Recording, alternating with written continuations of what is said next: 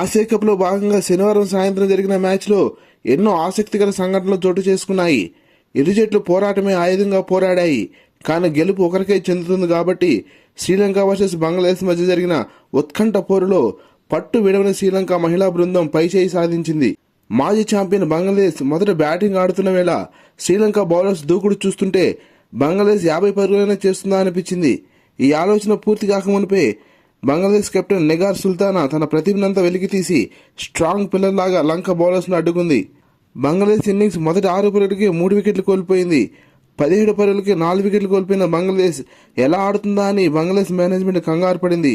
ఒక పక్క లంక మహిళలు అదిరే బౌలింగ్తో రెచ్చిపోతుంటే మరోపక్క బంగ్లాదేశ్ కెప్టెన్ తప్ప పెద్దగా ఆడే బ్యాటర్స్ లేక బంగ్లాదేశ్ విలవెల్లాడిపోయింది.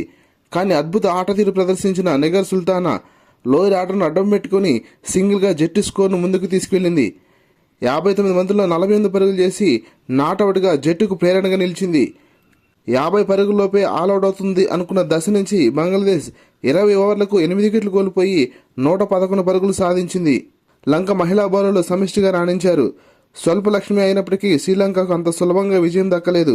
చేజింగ్ దిగిన లంక మహిళలు బంగ్లాదేశ్పై దూకుడు ప్రదర్శించారు. కానీ బంగ్లాదేశ్ ఫీల్డర్స్ ముందుకు దూకుతూ బౌండరీస్ మరియు సింగిల్స్ ఆపుతుంటే ఒక దశలో ఇరు జట్లు సమానంగా పోరాడాయి.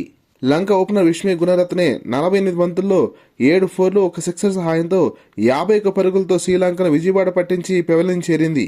బంగ్లాదేశ్ బౌలర్ నహిదా అఖ్తర్ 12 పరుగులకి 3 వికెట్లు తీసి కొద్దిగా ఇబ్బంది పెట్టినప్పటికీ స్వీప్ షాట్లతో విరుచుకుపడిన లంక బ్యాటర్ హర్షిత 33 పరుగులు చేసి జట్టు విజయాన్ని ఖాయం చేసింది. శ్రీలంక 3 వికెట్లు కోల్పోయి 17.1 ఓవర్లలోనే లక్ష్యాన్ని అందుకుంది. పట్టు విడవకు ఇరు జట్లు పోరాడిన తీరు అద్భుతంగా అనిపించింది. ఆసియా కప్ లో భాగంగా ఆదివారం సాయంత్రం ఇండియా యుఏఈ జట్టుతో తలపడనుంది. ఈ వీడియోని లైక్ చేసి ఈ ఛానల్ సబ్స్క్రైబ్ చేస్తారని ఆశిస్తున్నాము. Thank you.